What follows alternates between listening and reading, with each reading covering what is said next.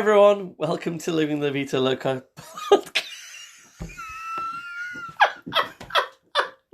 podcast. A retro. I just lost it. I lost it on the last podcast. Welcome to Living La Vita Loca podcast, retro gaming podcast for some of your retro gaming needs. My name is Baz, I think. And I'm Rich, and also slightly confused. Yeah, I just started laughing from nowhere. I got the giggles. I got the giggles. No reason whatsoever. I mean, it was probably from I don't know a previous burp, but there you go. That's out there for the community to enjoy now. Good. Cool. So this is our 48th podcast. We're getting close to having 1 year of podcast, and I can already see it in Rich's eyes that it's... Does this mean that because of the length of a lot of them, we've basically been talking for at least 48 hours straight over the last year or so? Yeah, it feels like it. I mean, it does, yeah. It does feel like, like, I won't lie, there was definitely more of a zing around episode 20 than there is... Just jaded. Like, I think we used to start our podcast with real, vigour and, some fun. And now it's just excited. let's just come on, let's get on with it now already. Remember it used to be really cool. Like, we used to go around to each other's house, well, your house, every 2 weeks. We used to see each other. And now it's like, oh, fucking hell. Come on, let's jog it in. I mean, it's not for me, but I imagine, when I knock on the door, you just think, can I put the latch on? I'll just turn the lights off and pretend I'm not in. I'll just seep in through the letterbox. Oh, God. Do that. That's probably what made me laugh at the start. The thought of seeping through my letterbox. Jeez. Isn't that a Finch song? I don't know. That feels like a Slipknot song of some kind. Probably. Fine. Sorry, I will stop laughing my head up in a minute. I'm going to take control of the situation. Garrot me. So, this is our Freeplay Fortnightly episode. I said that okay, so I can stop laughing now. Where we take a game, and I'm still going to go through this every single time. No, go for it. Because someone new might listen. They might. Maybe. They won't, but they might. But they won't. Chance it happens. Yeah, exactly. Maybe in the future. Same 12 people. Yeah, I know. Yeah, but you're all loyal, I think. I don't think it is the same 12 people, though. I honestly, I don't think it is. I think people see the games on the thing and they're like, I recognise that, and we'll listen to it. I feel like that's a damning indictment of our podcast. If we've probably had 1,000 different people listen, but just everyone once. Yep, that's it. Once is quite enough. Thank you. I still think that these first episodes, the first 6 episodes where we couldn't really hear us because it was just in the background. Yeah, we love that white noise podcast. that Beatles album that really was different. So this is our Freeplay Fortnightly, where we take a game each and we keep it secret from each other, and then we bring it to the podcast, we review it, and then we allow our co-host to give it a score that goes into our record of achievement. In gaming terms, I think that's probably the best. Record of achievement. We used to have them in. Do we still have them in our country? So let me try and explain this to people that are listening around the world, or even in our own country. We had something called a record of achievement that was in a nice little red leather-bound book that you would put extracurricular activities into around the time you were trying to get into college or university. So it was almost like, I've done this cooking course, I'll put it in my record of achievement. What an insane concept to do so. You're thinking you don't have one. I don't think I've got one. I think I've got one somewhere. If I find my record of achievement, I will bring it to the podcast. Yeah, do, because I would love to know what you achieved. I don't know. Sorry, the way I said that makes it sound like I'm assuming it's nothing. Yeah, well, it would have been nothing. And so far, that it's not like I've added anything else to my record of achievement in the last 25 years. Just peaked early. Yeah, maybe, yeah. Yeah, I mean, there'll be some absolute dross in there that I will have once sold to a university somewhere to say, pick me, take my money. So, yeah, this week, I, before I reveal my game, asked you should have a little think about the evolution of 2D platforming, which I assume he's, went nuts on. No? Okay, that's fine then. Well, that's okay. Maybe he went ape on it. No. Maybe. Monkeys. Monkeys that rhyme with funky. Funky. Funky. Kong. Yay! See, God, that was laboured. you used to love our segues. I thought it was okay. I mean, yeah. That was an all right one. As a segue. Yeah, it was fine. Get it on the list as a 3 out of 10 segue. You've done better. That's what I'm saying. Okay, that's fine. I'm not going to go back and find them. Neither am I. No, they're out there somewhere. Write to us, Star 12 listeners. Yeah. If you happen to know, find them. That's the best segue I've ever heard. Funky Kong. Funky Kong first appeared in Donkey Kong Country. I'm saying that like that's true, and I think it is. So I'm going to keep on saying it. In 1994 for the SNES, and that is the game that I'm bringing to the table this week, which I'm hoping prior, rather than last week, which is just full of shit and dross, and an average game of Pursuit Force, and an average time at the Leeds video game market. So I'm hoping this game has a bit more spring in its step, and has the vigor that we are now lacking. What do I say about a game that is probably, I'd say, apart from Super Mario World, although at the other end of the spectrum when it was released, probably one of the most notable games for the SNES. I'd never played it before. I've always full stop. Yeah, I'd always wanted to play it, but being a Sega boy, even if I was that when I was growing up, and then straight into PlayStation, I never owned a Nintendo. Famously, never owned a Nintendo until I had a Wii. And that's like, that's your first Nintendo experience. Oh, this Wii's really kooky and fun. All the Nintendo fans are like, what the fuck is this? I'd never played Donkey Kong Country before, never picked it up on the Wii, on the Nintendo Store, whatever that was called. It had a weird name, didn't it? What? It wasn't called the Nintendo Store, was it? I don't know. It's called the eShop now. But and that's all I can think of. Yeah, it's got a weird name, isn't it? The Wii Can't remember. shop. Channel? Yeah, What? Why do we have channels? I don't understand. Anyway, coming back to something more important. So this was released in 1994, and like I was trying to say before, with Super Mario World was released in 1990, which I reviewed previously on the pod, and we ranked. I think you gave it a 9 out of 10. So this is a 2D scrolling platforming game that was released towards the end of the SNES's lifespan, and I think at the time when I read up about it, it actually helped sort of extend the SNES a little bit further. That is, and I think it was probably everyone thought it was going to die, and this game came out, and everyone was like, "Wow, the SNES can still do stuff," and I can totally see that from playing this game. That is, so kind of like what Pokemon did for the Game Boy, kind of thing. Yeah, pretty much. Yeah, so Nintendo have form of taking an old alien console that has done well for it, and then dropping more absolute diamonds towards the end. And even now, they're doing it still with the Switch. They're dropping it with Zelda and Mario Wonder, which we'll get to later. And I can see why. So, I blame Donkey Kong Country for people wanting more megabytes in terms of because this being a 16-bit game looks and sounds incredible. Just so crisp, so colourful.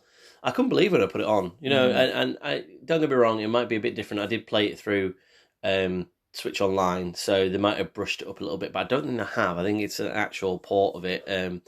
But yeah, it looks brilliant, and I was just like, wow, this is playing on the SNES. And I was like, and I remember games on the Sega at the time thinking, oh, this is quite a good game and stuff. But I think I mentioned Micro Machines last time, and I kind of think back to what that looked like, and that just looked like little stick cars kind of like racing around a little stick course, and it was like, there was lots of colours to it, I fucking love Micro Machines, but it was very basic. Whereas this the colours are a little bit faded out, and I think that's probably been well documented before, but I don't want to speak out of two sides of my mouth. Like, what you would expect of the time, it looks brilliant. Do you know what I mean? Like, as in, so, but I think now, like, you kind of go, well, it looks like a little bit older now, but certainly thinking back to what it would have been then, you think, wow, this must be, no wonder it was such a revelation that everyone flooded to buy it or, keep the SNES alive when you saw this happening. things like collision detection and stuff, just so clean.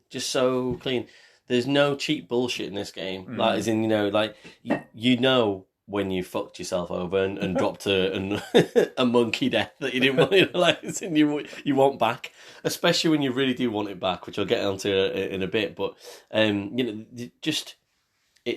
you get around the levels like you expect to get around the levels. You press your button to jump, and it jumps when it needs to jump, and it lands where you expect it to land. And it's just like, well done you for just being a game that does what it should be doing.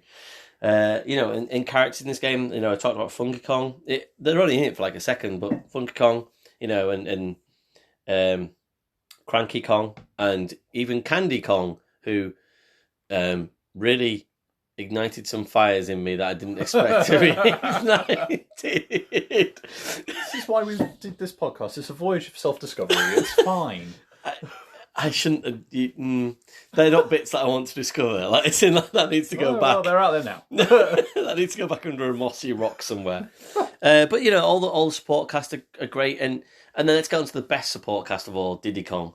So you can play as two characters and swap between them on the go, which is just... even though I spoke about The Simpsons doing that on the previous podcast, it's still quite a novel concept to be able to do that. And I, in my head, have this part of the podcast labelled as #Donkey Kong. Donkey Kong. Because... Donkey Kong? Yeah, because... You're going to key like a car. Like, just run your keys along the Kong. Donkey Kong, don't key Kong. As in, don't do Donkey Kong. Just be Diddy Kong. Always play as Diddy Kong. Right. Like, his jumping ability is vastly superior to Donkey Kong in the game, and so you have that difference between them. Donkey Kong can pound the floor and pick up treasure. Don't give a shit about that. I want to be able to jump big gaps quickly. Yeah. That's Diddy Kong. So, that's my advice for anyone playing this game. People might disagree, but definitely all the way with Diddy Kong. And the start of the game, it starts out as a sort of... It almost reminds me of Lion King, in a way. Yeah.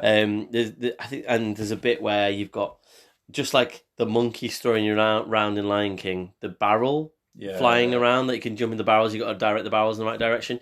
But I found that, again, nowhere near as cheap as the monkeys in Lion King. No. You fire towards a barrel and the barrel knows you're coming. It's almost like, whereas the monkeys in Lion King knew nothing. It's like, idiots! Whereas if Diddy Kong had been in those trees, he'd have dealt with that shit, no bother. With his hat on. Fine. Yeah. And rope levels as well, they're quite fun. There's quite a lot of sort of like rope hanging levels. And the first 10 levels really lull you in with a false sense of, I'm doing okay at this game. I'm gaining loads of lives and nothing bad is happening. And then you hit like the minecart level. I was going to say Minecraft there. The Minecraft levels. The minecart levels and is it stop and go levels where you've got to hit a stop and go button, and that makes like those weird monkeys with the red eyes, or is it the crocodiles with the red eyes, like stop and go. It sounds like you got further than I ever did with it. So that was like, so I kind of like amassed a load of lives into that point. Probably like 20 lives, and I was like, all right, okay, I'm feeling pretty good about myself. This doesn't feel so bad. And then out of nowhere, there is just a spike. It's like, you're like, whoa, what?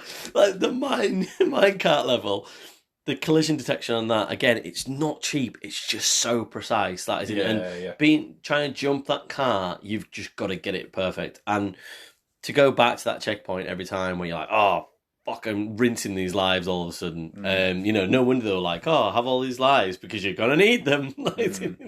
That you really do feel that. And I call it a spike. It kind of stays hard after that.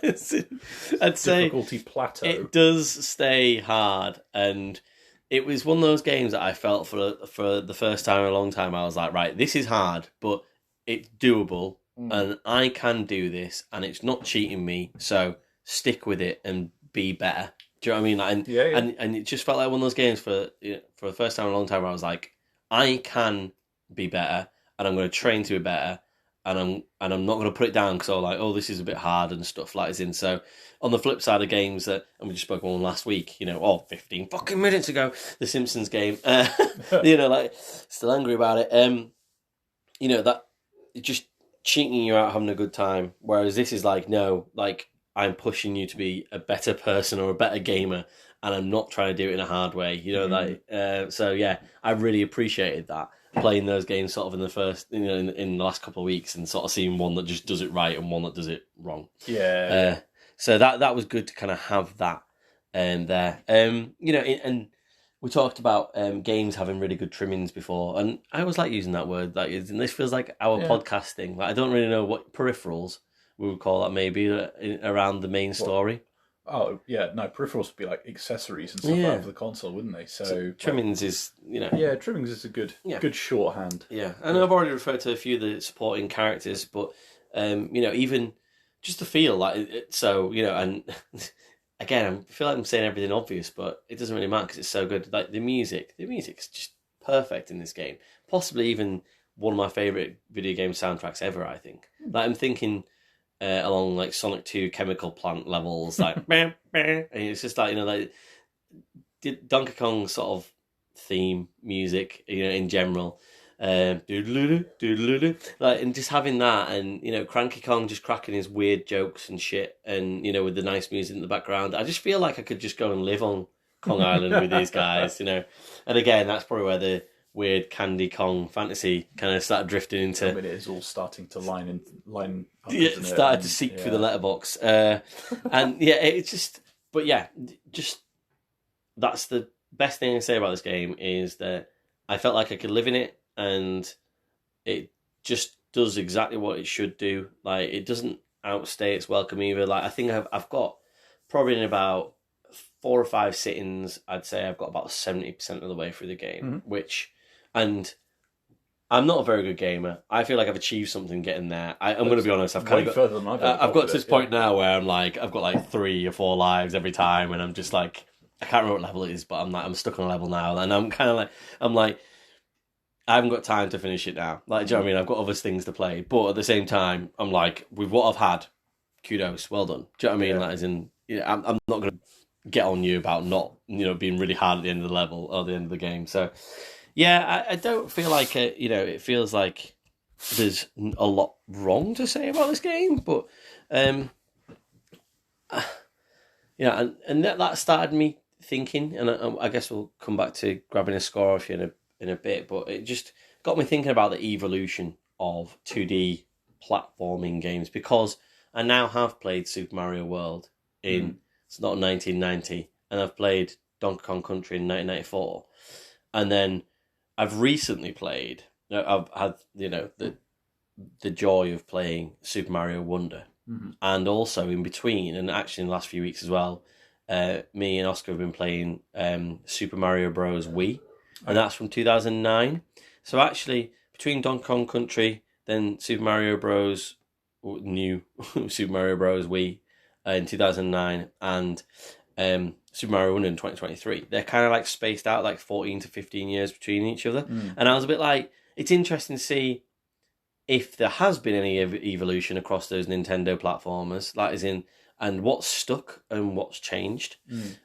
So I just, like I say, it wasn't necessarily that you have to have much input here, but certainly I had a few notes, and I don't know if you want to say anything about them. But I found detection and collision, like as in, so in terms of what the game actually feels like mechanically, all very similar, very good and very crisp. I don't feel like that's. I feel like Nintendo learned that once and just used it forever. Didn't have to unlearn it. Yeah. And it's just like, it's just done them really well over, the last 30 years. So I thought that was interesting, really. It just felt really good everywhere. And I'm using this as a little bit of a sort of platform to sideload my opinions about Super Mario Wonder, which, again, aren't groundbreaking. It's been nominated for Games of the Year and stuff last year. It's fucking brilliant. It's so good. Like, it's so loving. Like, it just feels like the game just takes care of you, like, and it gives you a big warm hug wherever you go. Like, whatever you're doing, if you're looking for a good game that plays really well, it gives you that. If you're looking for, cutesy quintessential Nintendo Mario. It gives you that. Have you played it yet? Yeah. And what do you feel that or? No, I do, and I think to go back quickly to what you were saying about that kind of evolution of 2D platformers, I've got to caveat it by saying, like, sure, there's Nintendo and I guess in Donkey Kong Country's case, Rare's examples beyond maybe Sega stuff. There's a plethora of 2D platformers that I haven't played, so take what I say with a pinch of salt. But I know there's a school of thought that reckons you have Mario World and then like no significant developments until arguably Mario Wonder. Even then, they might turn around and say, well, actually, it's still variation on a theme. I would say that Wonder's big thing with giving you levels that change partway through, radically and multiple paths and that kind of stuff. That's probably for me one of the bigger developments of 2D platformers, and the kind of using the console's power rather than just like, you'll polish the graphics and the sound obviously, but like putting that towards branching paths, different ways of approaching the same problem, giving the player options and things like that, and a bit more interaction, I guess. But as well, I kind of conflate 2D platforms with things like your Metroidvanias and stuff like that, and I know that purists would say that that's an utter load of bollocks, but I think there is at least a degree of overlap. You go, especially last year when I was playing Castlevania Symphony of the Night, if your platform skills are reasonably good, you're going to have a much easier and better time with it than not. Yeah. So, I think that there's a degree of overlap. So arguably one of the developments you could say would be, not only the options for interaction and branching paths, but taking it one step further and making it more like a kind of free roaming experience. And all that kind of stuff. And then I guess more recently you add in like roguelite elements and all that kind of stuff as well. And you go into that rabbit hole of, genre lines and getting blurred and all that kind of stuff. So I don't think it's necessarily a quick and easy debate to have any which way you cut it. And that's why I invited you to have a quick and easy debate. But it is, something that I think Mario Wonder has kind of been a shot in the arm for Nintendo, because I know they had like the that one that was on the Wii U, which I think was possibly the follow up to what you're playing on the Wii, the new Super Mario Bros. Yeah, so there's new Super Mario Bros. For the Wii U. Yeah, that got ported to the Switch and all that kind of stuff. And I played that, and I was like, it's very similar.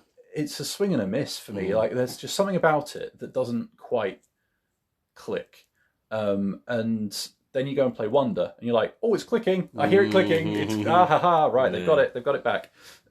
So that, and I don't know if it's just a kind of Nintendo 2D Mario thing or what it might be, but there is a certain something, a secret sauce to it that is not a given, even for Nintendo. Yeah. And I think part of what you're saying around the kind of crispness of the action, the responsiveness of the controls, and feeling like you can actually, like, even when it gets difficult, you still stand a chance. Yeah. I think that matters, and I think that's a big part of it. It really does. And I guess you were sort of talking about the blending of the genres there. I'm trying to think of things that I feel like have changed, and they sound very much like basic building bricks of a game. And, it might be different here, there, and everywhere. But, for example, difficulty of games has changed massively in terms of how they try to include more people. Yeah.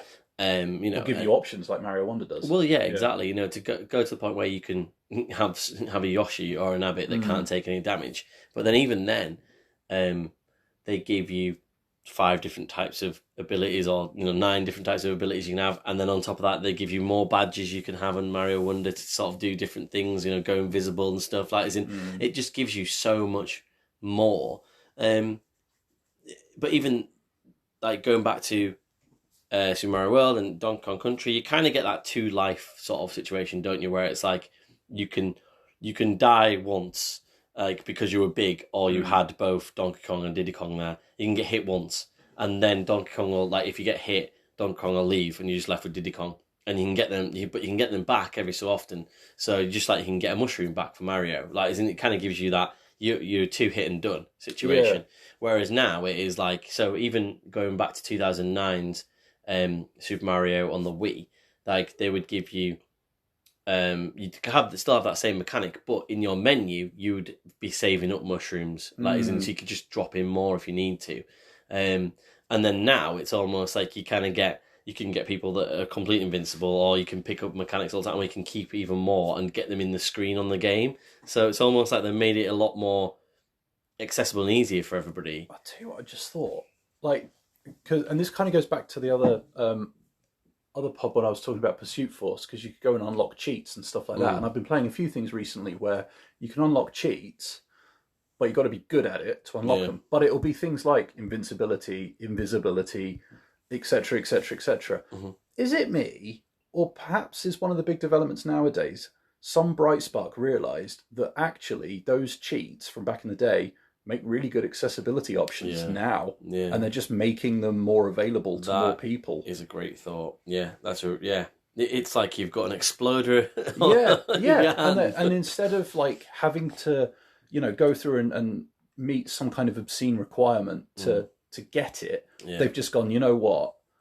Have it on the option. You can turn it on and off when you like, but it means that you can get however many other people involved. And it gives you so much more, like you say, that gives you so much more of a gradient of, you don't just have easy, medium, hard. You have just a variety of how you want to play the game. And like you say, it just opens up so many different avenues. Like if you want to just spam a game on invisible and like do something stupid to like the enemy for whatever reason, and that's like, you can do that.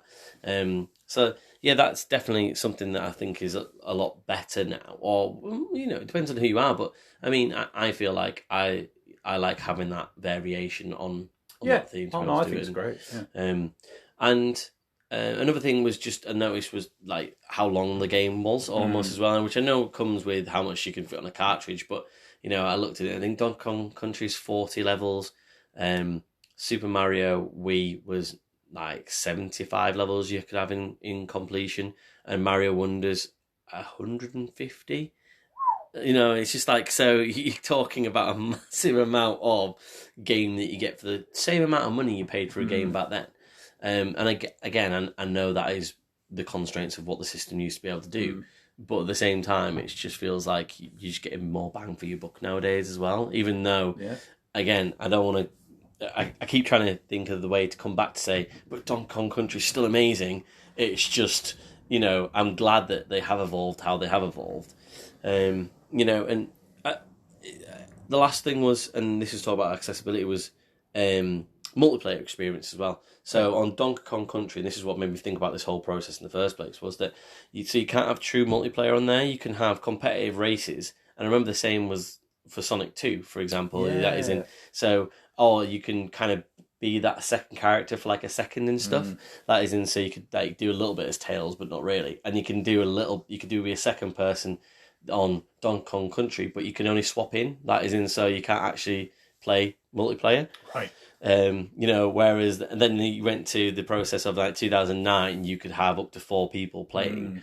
And it just like, that was like a big sort of thing where it was, and now, but then one thing that I've noticed when I've been playing that Wii version is that, and this is one thing that's really annoying about multiplayer, and I think they've got it right now, is that you were all trying to share a screen and no one was the lead, and it was almost like, so you could get knocked off, or if you're trying to play with your 6-year-old son, for example, like as in, like, you could sometimes leave him behind and the screen doesn't really follow anybody, and it's almost like it's really annoying. And the amount of times that I have not rightly or wrongly, but been like, oh no, stop, no, you're going too fast or whatever, you're going to get yourself in trouble or whatever, or come on, hurry up and things. Whereas now with Mario Wonder, like, for example, you get the crown to wear, and you can change that crown just by popping yourself, and then you don't really die, you become a ghost, and you can come back, you don't lose a life.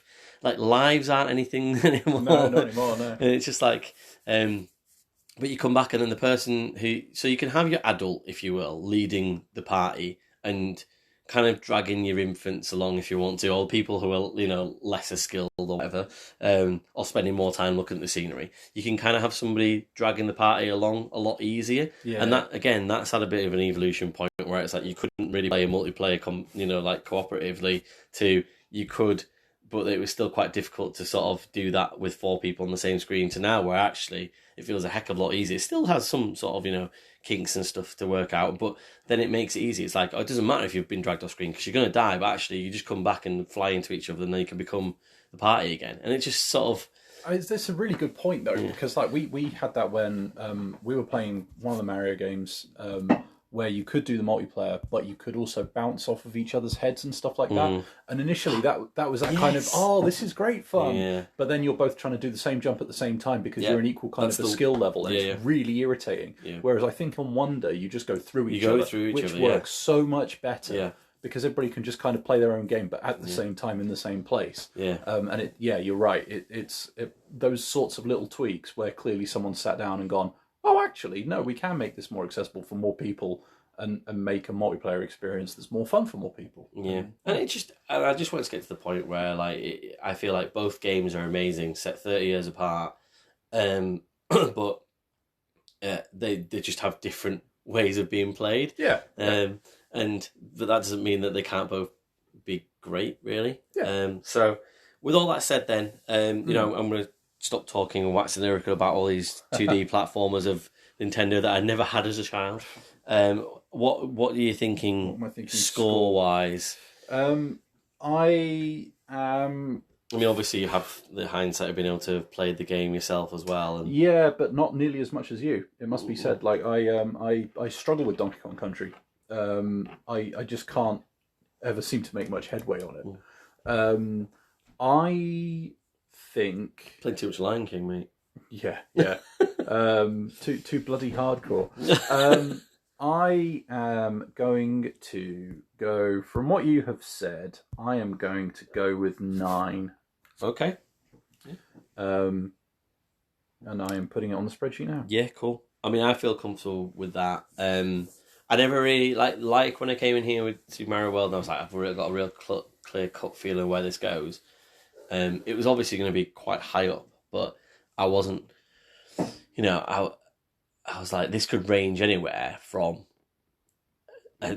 genuinely from a 10 to a 7.5. So let's call it an 8. Do you know what I mean? Like, as in, yeah. And I didn't have a lot of bad things to say about this game. I felt like it was just hard in parts, but. Like I said, I don't think it was cheap hard. I think it was just you be better hard.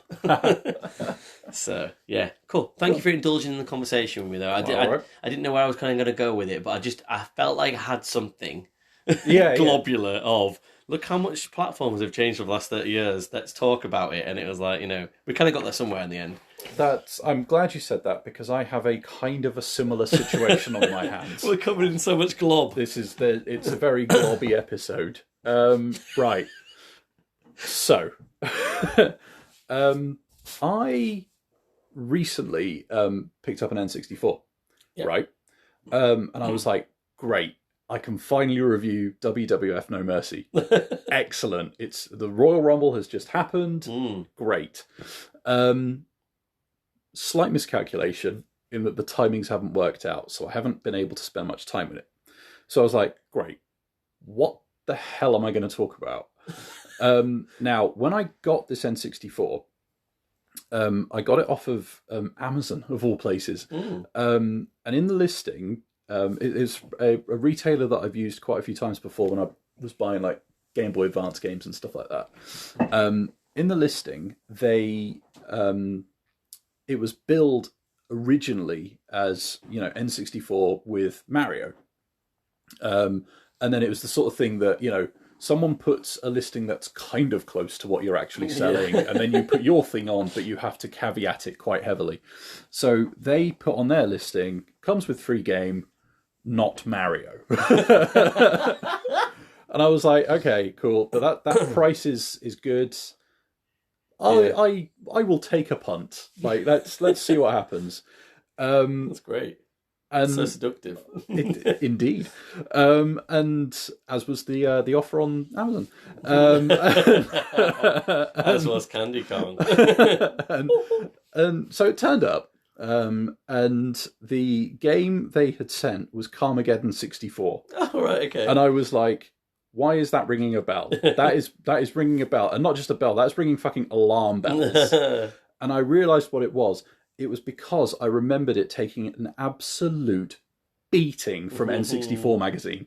And N64 magazine, and I know we've talked about Retro Gamer a lot, N64 magazine was where I started, right? That was the first one that I got regularly. I don't think I had a subscription. I would just make a point of getting it every month. And it kind of got me thinking about, magazines in general, and kind of like you've just had with platform games and the kind of then and the now. I've kind of got a magazine based then and now. So I am doing 2 games very, very quickly. Cool.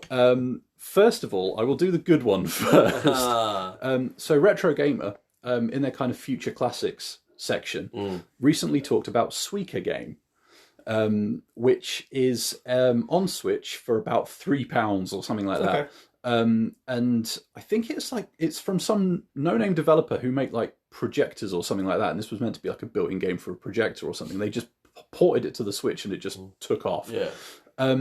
Basically, you play a happy little cloud dropping fruit into a big like container. And you have to pair the fruits up. Each time you get a pair of them, they disappear and become a bigger fruit. And then they kind of build up. When you get a couple of watermelons together, they disappear and you get the space back and a nice big bonus, right? Yeah. And it's got a very jaunty tune. It's got bright colours. It's got happy little sound effects. And it is addictive as hell. It's so good. Retro Gamers Write-Up hit the nail on the head, where they said that there's no like time pressure. It's not like on Tetris or something like that where stuff's falling all the time and you have to manage that.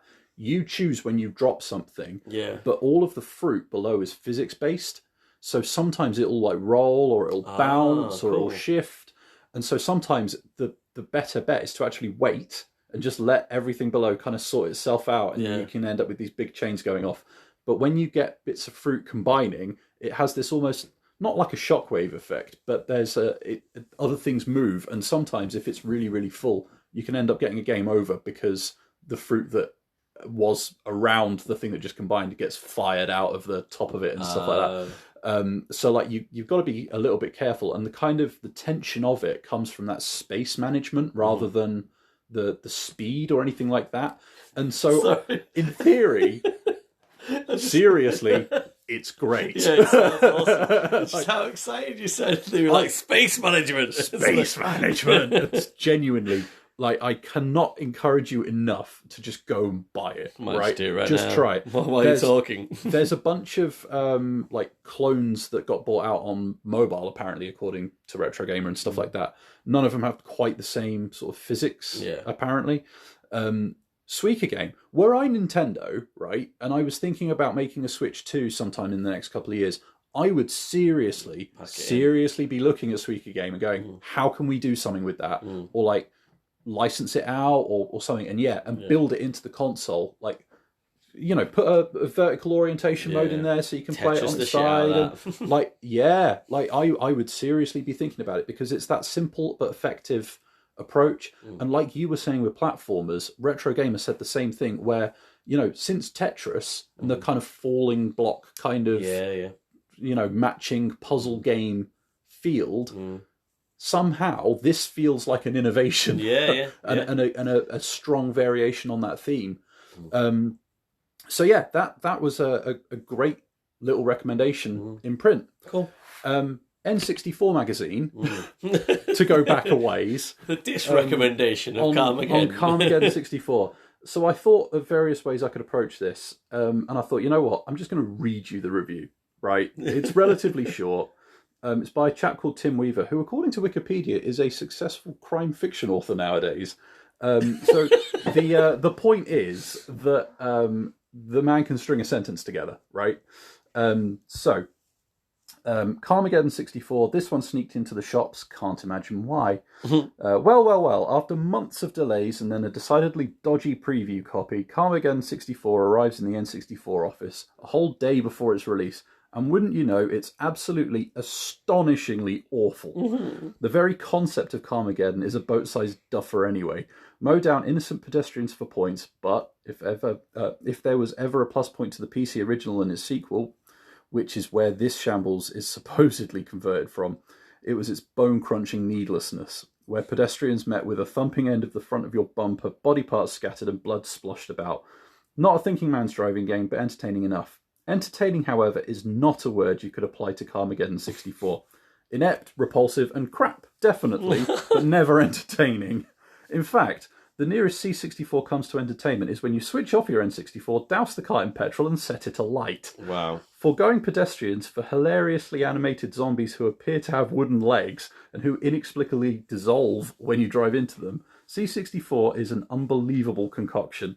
The handling is shocking, with huge turning circles preventing you from ever taking sharp bends, and sharp turn on Z button, which doesn't so much as turn you as send you spinning in full circles. When you hit a wall or the tiniest piece of scenery, you're sent flying into the air, San Francisco Rush style, and this is where C64 unthinkably gets worse. When you land, because there's no track map and the courses are so large, you have absolutely no idea where you are or which way you need to go to get back into the race. Subsequently, you spend at least a third of your time completely lost. Graphically, C64 is woeful, looking like the sort of rubbish third parties were wheeling out 3 years ago, while the AI is stupefying. Watching horror as you drive up a hill and CPU cars just roll backwards past you, or your opponents hit a wall and then accelerate into it for the rest of the game. Or the handling sends you skidding into a barrier where a CPU car then crashes into your side and stays there, preventing you from moving until the time clock finally runs out. We thought this might be moderately good fun. We were very, very wrong. I won't go into all of the extra bits around the edges, but basically, yeah, like an absolute dumpster fire. The experience I had with it was not far off. Yeah, and I think I got on slightly better with it because, I mean, it took me a while to work out, but there was like a little kind of scanner radar thing in one corner, and I eventually worked out that the blue blob was the next checkpoint I should be going to, but like the review says, there's no way of saying how you get there. It's just, yeah. And even like, you know, the idea is you can race or you could mow down zombies and stuff like that. So, you know, there's a kill counter, but at the same time you're against the clock, and you can try and ram into the enemies and stuff like that. And it kind of feels like it's doing too much at the same time. It's not a racing game. It's not a demolition derby game. It's not a zombie mowing down simulator. It's trying to be all of them at the same time, and it fails on all fronts. And when it says about the tiniest piece of scenery, that includes hills that are in the track, right? You could be going over a jump and hit the roof of a tunnel that you're meant to be going into, and then you come out the other end and you end up doing a backflip because the ramp out of the tunnel is slightly too steep, and stuff like that. You can drive along the bottom of a river. Don't know why. Yeah, why not? There's a recovery button, and it will put you back somewhere vaguely sensible, but it's the still, game menu? Well, it may as well. The N64 menu. It tries to put a story in it, but it's just a text blurb with really dense text. And, you know, that's kind of it. I'm pretty sure the menus have slowdown from looking at them. Like, you go between options, menus, and the animations on the bits of menu coming onto the screen slow down. It is genuinely and bafflingly like put together. And I think without a hint of irony, it is very probably the worst game I've ever played in my entire existence. Wow. It's and I know I ragged on Call of Duty when I was talking about that. That had some semblance of something. This, nothing. It flatlines. I've already got rid of it. It's already gone down CEX. Has it? I was going to say, is this not one of these games though? If you kept it for ages, it'd become one of those cult classics, right? Funnily enough, you know, we were talking about the retro games fair the other time. I spotted somebody selling Carmegeddon 64 for a tenner. Wow. And I turned around to my wife as we were leaving the store. I was like, anybody that's selling that game for that much needs their head examined. Like, it is legitimately terrible. And in fact, right, actual shit. this is the thing, right? It's so bad, I'm not even angry with it. Like, and that's not even I'm not angry, I'm just disappointed. I feel nothing about this game. Like, it is just so objectively bad. And I know I bang on all the time about not doing objective reviews because I can't. Like, this is objectively and demonstrably terrible. Like, and I'm weirdly glad I had the experience of playing with it. I hope to Christ I never have to play it again. This is the family member you put the pillow over the face. Just switch off the machine. Help yourself to sleep. Quietly into the sweet hereafter. Like, it's... I think on one level, I'm glad that I have experienced this connection to a magazine from my youth. And that's nice, yeah. And that's cool. Nice.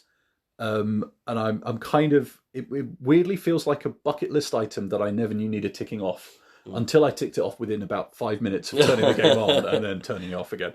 And yeah, like it was one of those things that between that and Suika Game, I had that realization of like, actually, like when you have a print review that is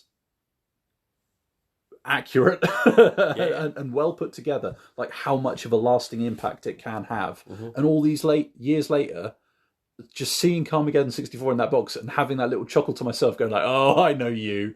It's great that you remembered that though. Like, well, I think it was I remember the name of Carmegeddon, but I knew nothing about it. So I checked, and at least according to Wikipedia, they reckoned that it was N64 magazine's worst reviewed game for several years. Forever. It may have been forever. But the point is, like, even for regular readers of the magazine who didn't see the review at the time, it got mentioned again frequently as the yardstick against which other shit games were measured.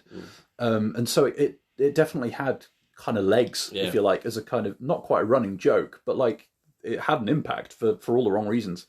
So yeah, like it's I'm glad I played it. I will gladly never play it again. So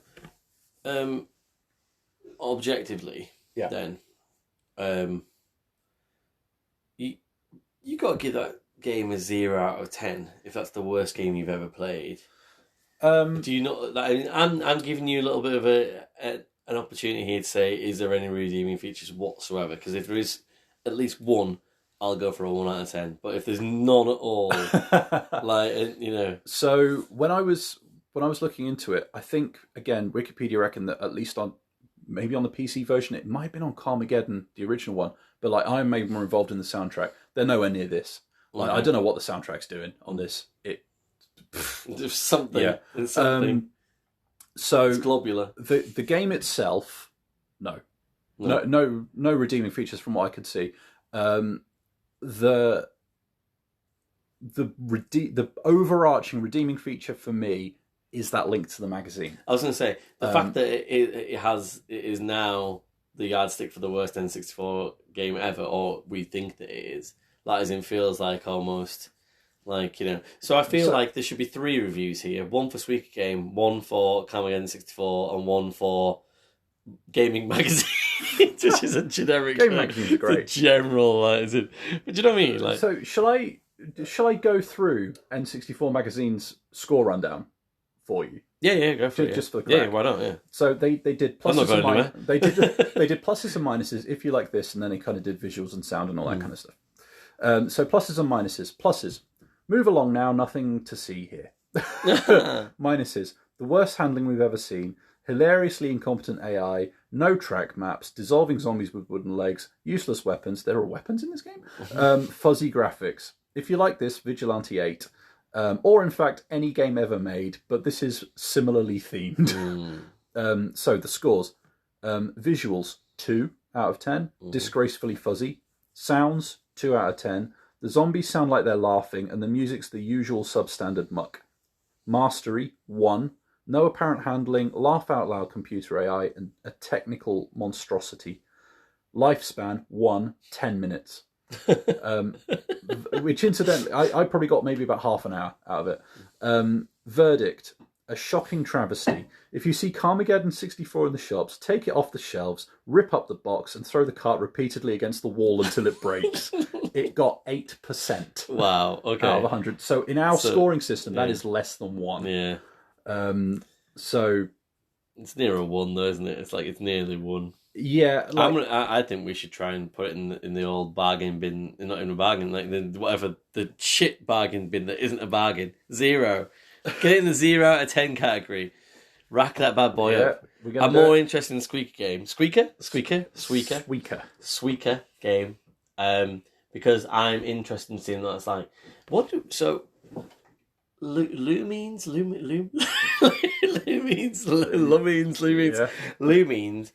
2, or like the remaster on the Switch. I think last year we gave that like an 8, I think, something like that. Thereabouts, yeah. And this feels like it could be like the evolution step we're talking about, even on that. I mean, I don't know. You said it's extremely addictive, and you would go as far as say that it would be the perfect packing game for the Switch 2.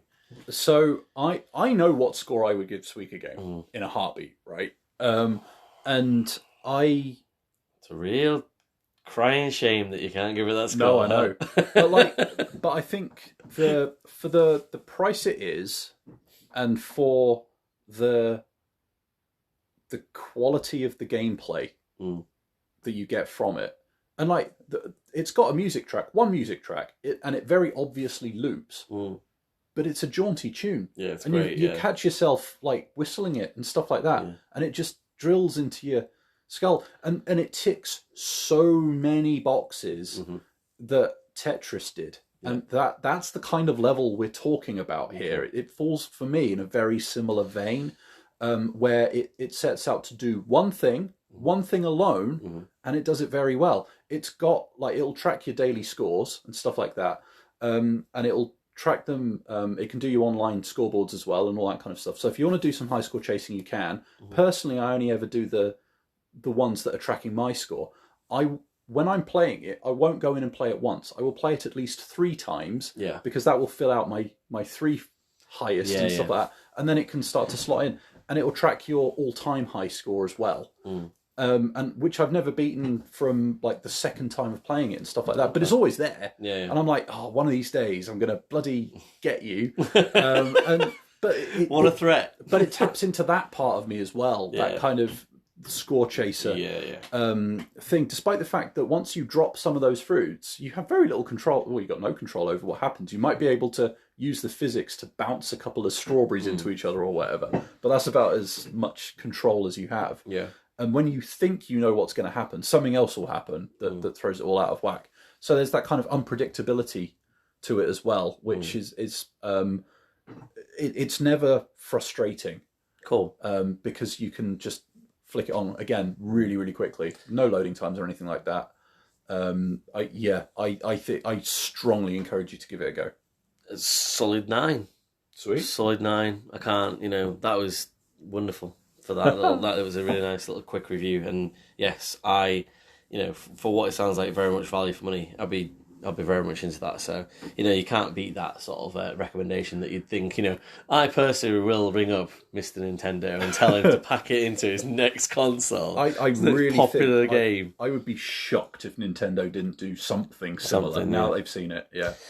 So I'm not trying to have the last word here, but I forgot to put this into the Donkey Kong Country part of it, but it's really good. And again, we seem to always fall into these lovely little sort of rhythms and routines between us, like accidentally. Like, so you wanted to talk about video game reviews through magazines, and the evolution of that would be someone talking about a game on subreddit.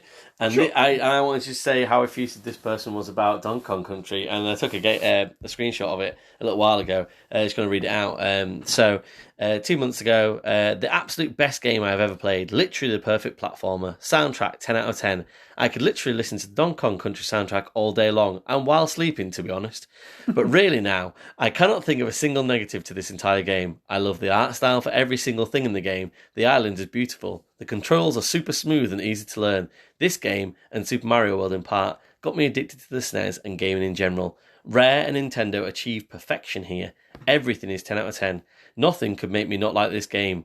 2 slammers! Exclamation mark! Exclamation mark! Any person, gamer or not, should pick up this game. That was the sentence I wanted to get there. Any gamer or not a gamer. Force it upon other people. It's required reading. It is absolutely the best game I've ever played, and I can assure you it's mostly not because of nostalgia I'm saying this. Did I mention the soundtrack to this game is amazing? Question mark. It's just like, but I just had that bit where it's like, you don't like gaming? You should fucking get this game. Like, what a game. But yeah, anyone can review anything nowadays, it seems. Yeah. But yeah, no, that was a good little rounding out of and I'm sure we've kind of talked about sort of, gaming books and magazines and stuff, and we've done our own retro gamer pods before, and we'll probably get into it a little bit more. Last thought is that I'm still catching up on retro game at the moment. I'm like three episodes behind, and I'm on the Atari. Did you say 2600 plus or 2600? You can't say 2600 surely. 2600 plus. And I'm seriously thinking about getting toying one. with it. Yeah, so I'll talk to you after the pod about that and whether I've lost my mind and I'm thinking about Candy Kong too much, or I should get an Atari. So thank you for listening, guys, and we will see you next time. Cheers.